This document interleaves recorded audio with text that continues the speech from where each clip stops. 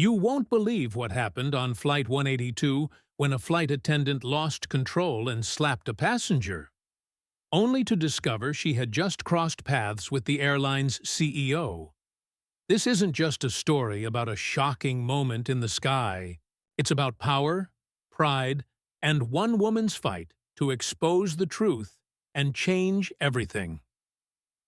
Before we dive into this incredible true story, hit that subscribe button and ring the notification bell so you never miss the wildest, most jaw-dropping tales we bring you every week. Now buckle up, because this story takes off with a bang. The cabin was hushed, except for the slow creaking of overhead bins and the distant hum of jet engines as Flight 182 cruised at 30,000 feet. The slap came out of nowhere, a sharp crack that silenced a crying toddler and made half the passengers jerk in their seats. Phones rose instinctively. A few gasps. One man dropped his drink. All eyes turned to row 23. The woman who had just been struck didn't move at first. Her cheek was already reddening. Her eyes lifted slowly and met those of the uniformed flight attendant standing over her. The woman's expression was unreadable, calm, detached, as if she had seen much worse than this. "You don't talk to me like that on my plane," the flight attendant barked, her voice loud enough to carry all the way to first class. A few rows back, a teenage boy's mouth fell open. He clutched his phone like it was evidence in a murder trial. His camera had been rolling even before the slap. The woman in seat 23C finally spoke. Her voice was steady and low. "I think you just made a mistake," the attendant scoffed, hands on hips, a smug grin forming. "I've been with this airline for 15 years, she said. "You people think you can just waltz on board and act like you own the place." Someone near the aisle whispered, "Did she just say, you people?" The woman didn't respond. She reached slowly into her bag. The teenager across the aisle flinched slightly, but she only retrieved a book and set it on her lap. The title was unimportant. The attendant turned with a huff and stormed toward the galley. A younger crew member hesitated nearby, looked from the woman to the retreating figure and back again. Her lips parted like she wanted to say something. Then she vanished behind the curtain. The woman in 23C leaned her head back, closed her eyes, let the burning sensation on her cheek sit without reaction. She wasn't here to react. She was here to observe. Earlier that day, Maya Kingsley had stood outside Terminal C in a simple black trench coat and a ponytail so tight it pulled her thoughts into focus.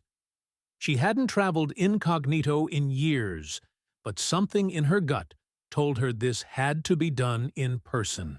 She had chosen Flight 182 because her assistant had flagged it twice last quarter. The complaints had been specific. Rude attendance, disrespectful to elderly passengers, general unprofessionalism. Maya had read every report, watched a few anonymous passenger videos, then booked a ticket under the name Maya K. No executive tags, no priority boarding, no special treatment. That was the point. When she boarded the plane 2 hours ago, she had smiled politely at the gate agent, thanked the man who offered to swap seats so she could be closer to the aisle.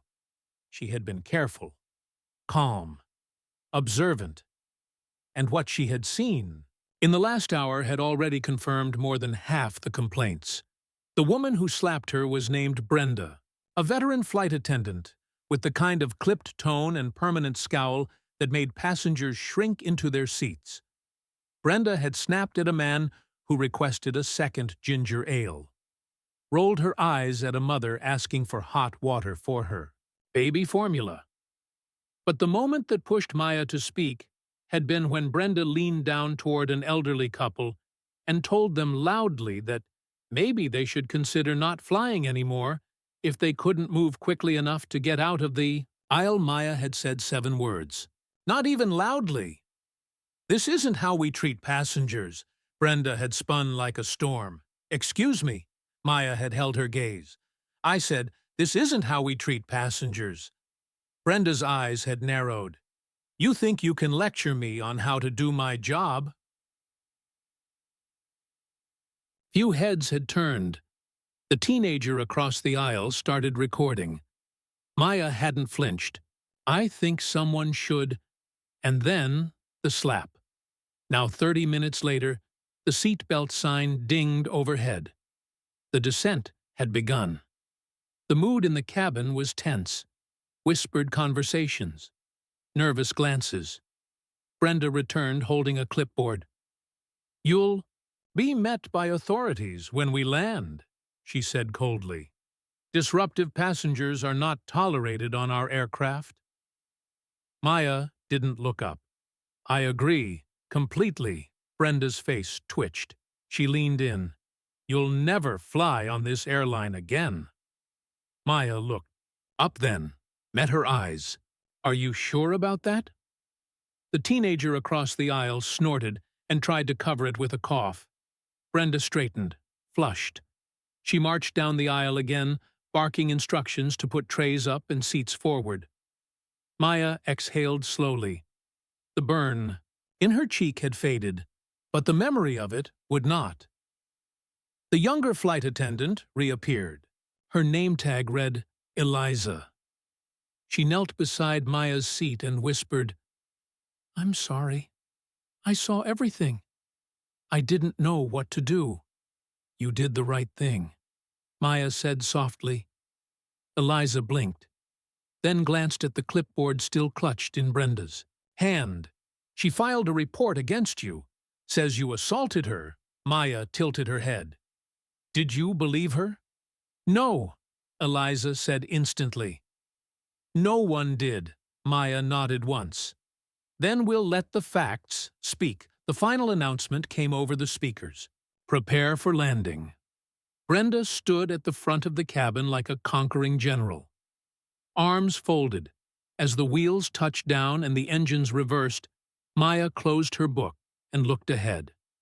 "Let's see how deep the rot goes," she murmured. Outside, the window the tarmac rushed by. Inside the plane, a reckoning had already begun. The airport terminal buzzed with tired travelers and the faint scent of stale coffee. Maya Kingsley stepped out of a sleek black car earlier that morning, her expression composed but determined. Today was no ordinary day at the helm of one of the largest airlines in the country. The board had praised her vision, but the reality of broken service lines and simmering staff discontent was a mountain she intended to climb herself. Maya adjusted the simple leather strap of her bag and glanced at her assistant standing nearby, who held a tablet full of flight complaints and passenger feedback. "Are you sure about this flight?" the assistant asked, with a mix of concern and curiosity. "Yes," Maya replied without hesitation. "If I'm going to change things, I need to see them from the inside, not filtered reports or glossy presentations." Her voice was calm but resolute. She knew there would be resistance. Old habits and deep-rooted arrogance were not going to vanish overnight. The morning briefing in the corporate office had been brisk. Maya had outlined a new initiative, flying undercover on random routes to experience what her passengers really faced. She had worn the plainest clothes and avoided the usual executive trappings. Her former colleagues, many of whom still remembered her as a pilot, found it odd but respected her commitment. The complaints had centered on a single flight route. Delays were one issue, but what really unsettled Maya were the reports of staff mistreatment. Passengers described a hostile environment with one name recurring more than others: Brenda. Brenda was the flight attendant on Flight 182. A veteran of 15 years, her reputation was a mix of fierce competence and abrasive attitude. She ran the aisles with the air of someone who saw herself as the queen of that confined metal tube. She had no patience for passengers she thought lacked manners or money. Word in the crew lounges was that Brenda rarely took criticism and had an impressive track record of dismissing complaints. Her union rep was known to shield her from disciplinary action. To Maya, this was a glaring red flag. Back on the plane, Maya remembered Brenda's sharp words and icy glares. She recalled how Brenda had sneered at the elderly couple who struggled to reach the restroom, the way she had dismissed a mother's polite request for assistance. Each small slight was a stitch in a pattern that Maya was now ready to unravel. The slap had been the crescendo, but also the catalyst. Maya's mind replayed the moment again. The way Brenda's palm had connected with her cheek so fast, it stunned everyone nearby. The hush that followed as passengers processed what had just happened. The teenage boy's phone still warm with the recording. What had surprised Maya most was the reaction of the other crew members. Some looked away, uncomfortable. Others whispered to each other, but no one intervened. The younger attendant, Eliza, had stayed close, but fear kept her silent. Maya understood fear. It was what kept toxic power alive. In her seat, she had stayed, composed, letting Brenda make the first mistake by losing control, watching her from behind a mask of calm that concealed the fire burning inside. Now the cabin was descending into a charged silence. Passengers exchanged glances. Some pulled out their phones to post updates online. The elderly couple whispered their thanks to Maya with watery eyes. The teenager smiled shyly and nodded as he passed her a small memory card. "I recorded everything," he said quietly. "You might need this." Maya took it without a word and slipped it into her bag. She sensed the fragile alliance forming around her. People hated injustice, even in the cramped confines of a plane. Brenda's arrogance did not waver. If anything, she seemed to grow bolder. She muttered loudly enough for those nearby to hear that disruptive passengers would be off the flight before the engines even stopped spinning. "You're bluffing," Maya said softly but firmly. Brenda's glare cut through the air. "We'll see about that," she snapped. The plane's wheels hit the runway with a thud that seemed to echo in Maya's chest. Her fingers tightened around the book she had been reading. The pages now creased from the weight of her thoughts. She could almost hear the invisible lines being drawn. On one side was the old guard clinging to power through fear and false reports. On the other was a growing demand for accountability and dignity. Her plan was simple, but risky. She would use every tool at her disposal. The video footage, the silent witnesses, the weight of her position. But more than that, she would remind everyone on that plane. And beyond that authority came with responsibility. As passengers gathered, their belongings and the murmurs grew louder. Maya looked up and caught the eye of Eliza once more. The younger attendant nodded slightly, a flicker of hope shining behind her cautious eyes. "Soon," Maya whispered. "Soon things will change." The jet bridge extended to the aircraft door. Outside the glass walls of the terminal, sunlight filtered through, casting long shadows over the busy tarmac. Inside the plane, the first steps toward reckoning had already begun. The arrival gate buzzed with the usual chaos of disembarking passengers, but beneath the noise, a quiet storm was gathering. Maya Kingsley stepped off the plane with measured calm, while around her a crowd of curious faces whispered and exchanged glances. The slap had already started rippling through social media. The video was spreading fast. Inside the airline's executive offices, the mood was far less composed. Maya sat behind her polished desk, her fingers tapping rhythmically on a sleek tablet. The footage was crisp and damning, Brenda's hand had struck Maya's cheek with unmistakable force. The board members had convened an emergency meeting. Some looked worried, others angry. But all were aware this was more than a public relations problem. It was a challenge, to the very culture they had long ignored. Brenda's phone was buzzing incessantly. Texts from union reps, angry emails from passengers, even threats thinly veiled behind polite language. She sat in a sterile room at the airline's disciplinary office, staring at the screen like it held her fate. Brenda had always believed her years of service and union protection made her untouchable. Now those assumptions were unraveling. Maya's legal team had prepared a detailed complaint packet. Witness statements, video evidence, past incident reports. It was comprehensive, ruthless, designed to cut through denials and deflections. But Maya knew this wasn't just about paperwork. It was about exposing a toxic arrogance that thrived in silence. She needed allies within the company and the crew. She needed to restore faith, not only to the passengers, but to the hard-working staff who had suffered in the shadows. The younger attendant, Eliza, had become a key figure. Her willingness to speak up had given the investigation momentum. She had taken a leap of faith that was as brave as it was risky. Maya met with Eliza privately in a small conference room. The young woman's eyes flickered with nervous energy, but also fierce determination. "Thank you for trusting me," Maya said gently. "Your voice matters more than you realize." Eliza nodded. "I just want things to be better. For everyone. It's been so toxic on those flights." Maya smiled slightly. "We will change that. Together."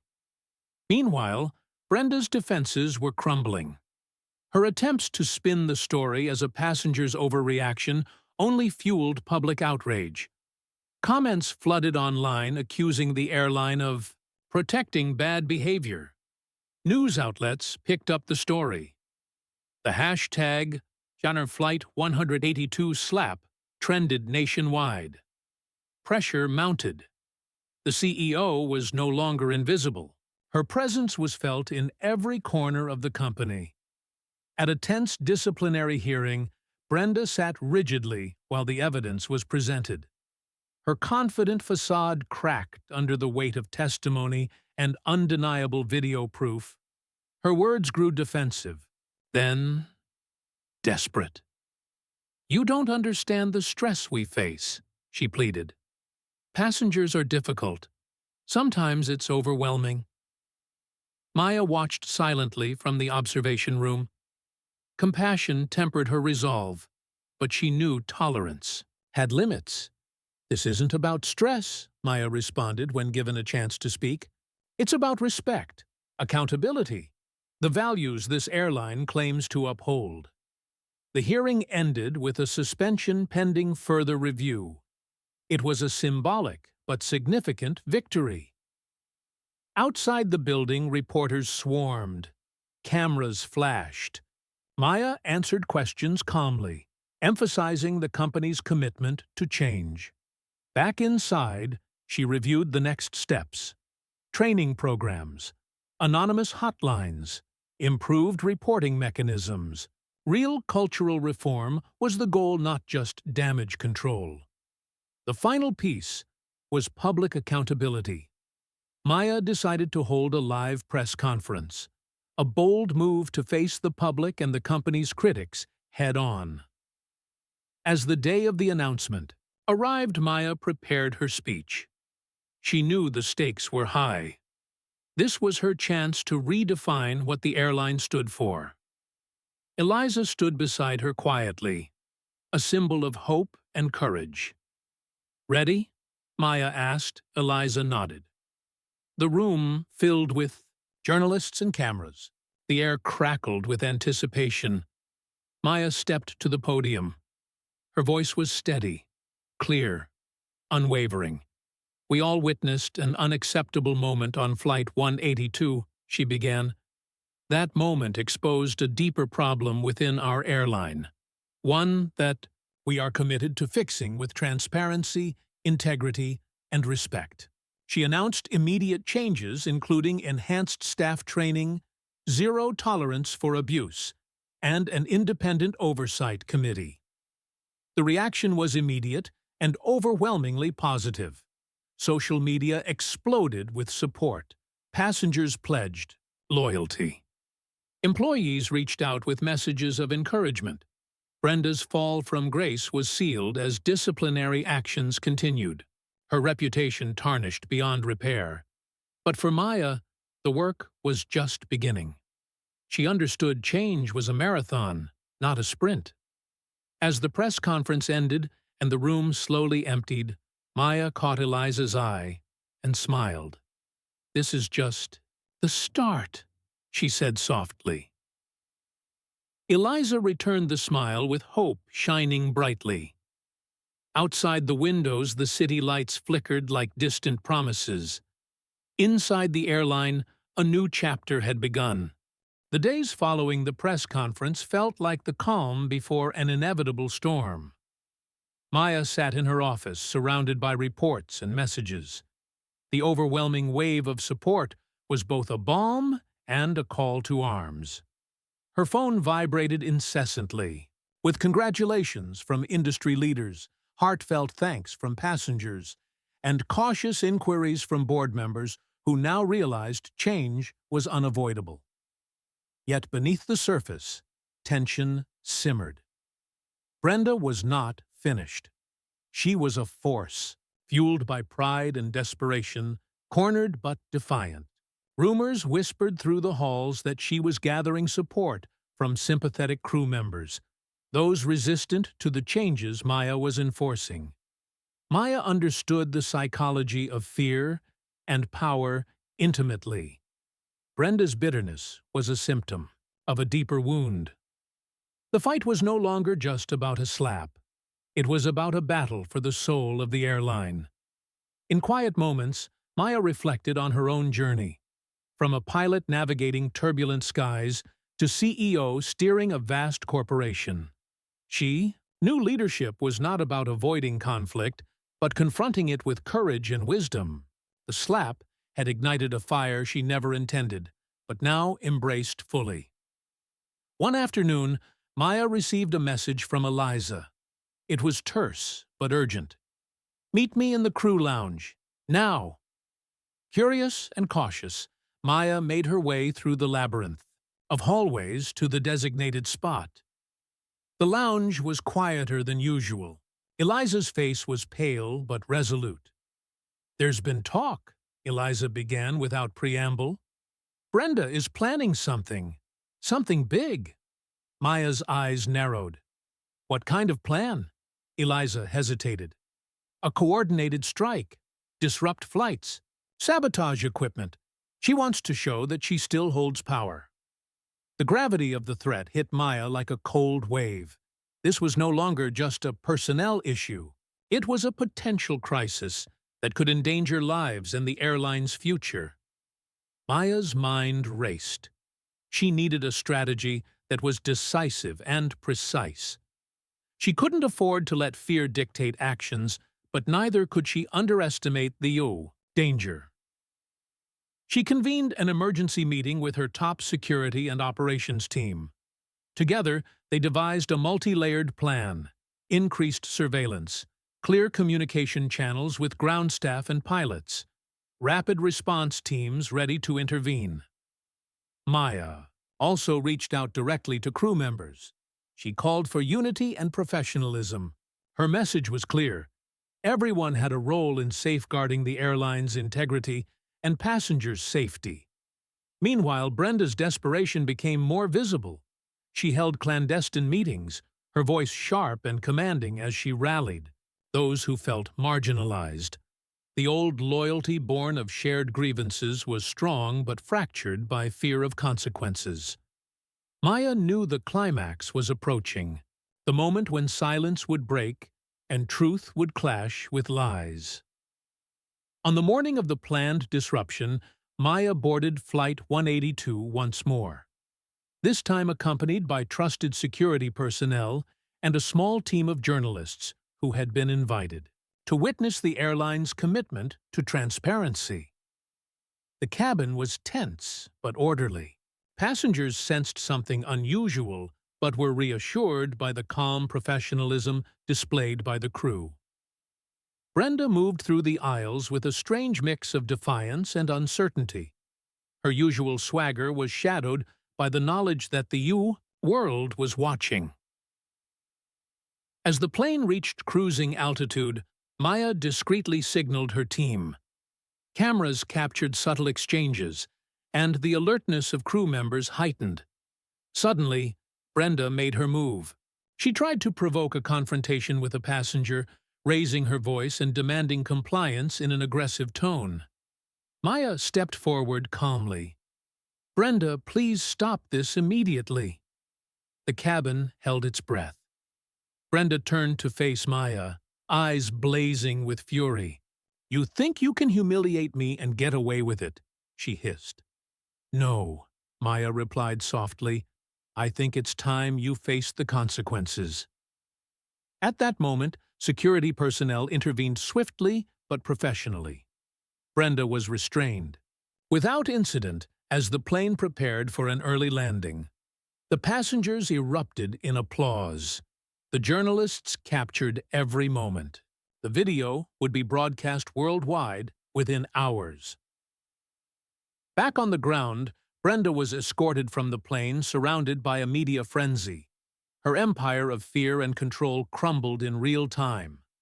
Maya addressed the gathered press with quiet authority. "This is a victory for accountability and respect, for every passenger and crew member who deserves dignity in the skies." In the weeks that followed, Brenda's suspension became permanent. The airline rolled out comprehensive reforms that became a model for the industry. Eliza was promoted to a supervisory role.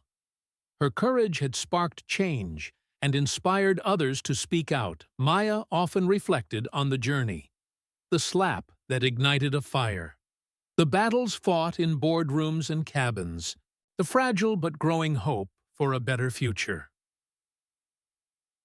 One evening, as she watched a viral meme of Brenda's dramatic downfall circulating online, Maya allowed herself a small smile. Justice had been served not with bitterness, but with undeniable truth and strength. The airline soared again, not just as a company, but as a symbol of transformation. And Maya Kingsley knew this was only the beginning.